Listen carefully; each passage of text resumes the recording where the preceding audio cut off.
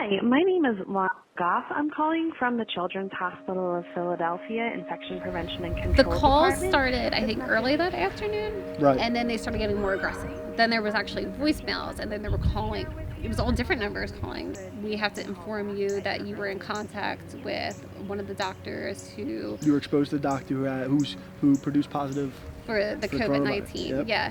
My immediate thing was like, I think I have coronavirus. I think I have COVID-19 because it's like, Yeah. I have all these symptoms, and now the CHOP and the health department, everyone's trying to get a hold of my wife and me. I'm trying to reach you regarding an urgent message. This is about your son's last visit. He was born in February, so the biggest scare in February is the flu. When we pulled up the CHOP, I think I yelled at him in the parking lot before he got out of the car. Don't touch anything. We're hand sanitizing. Right, but nothing came off alarming. Like, we're like, hey, wait a minute. This guy's sick. Get away from my child. Right, yeah.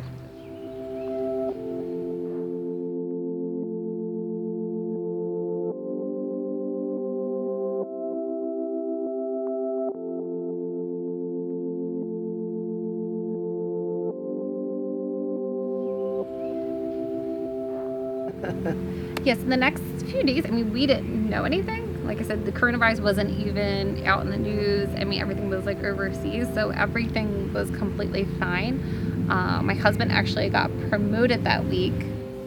Joe McCreary is a 2003 graduate of Haverford Township Senior High School. Then the chief brought myself and another newly promoted person up to the front, gave us our badge, or what my wife pinned my badge on me, shook their hands, shook the board's hands, shook all the officers' hands.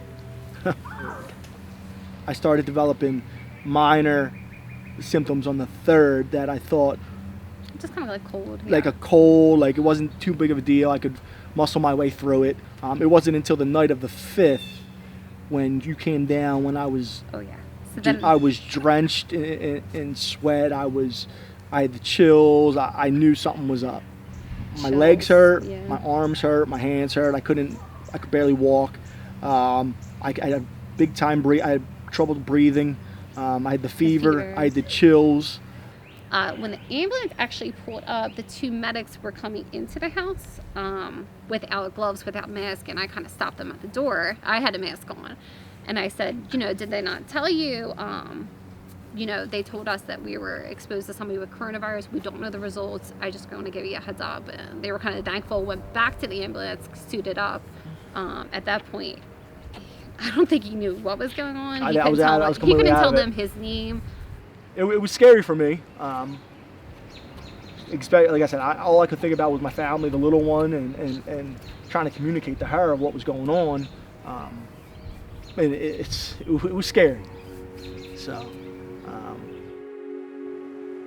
the check in the mail was a very weird experience. So since we figured out we had the coronavirus, we are isolated. We're not allowed out front. We're only allowed out back.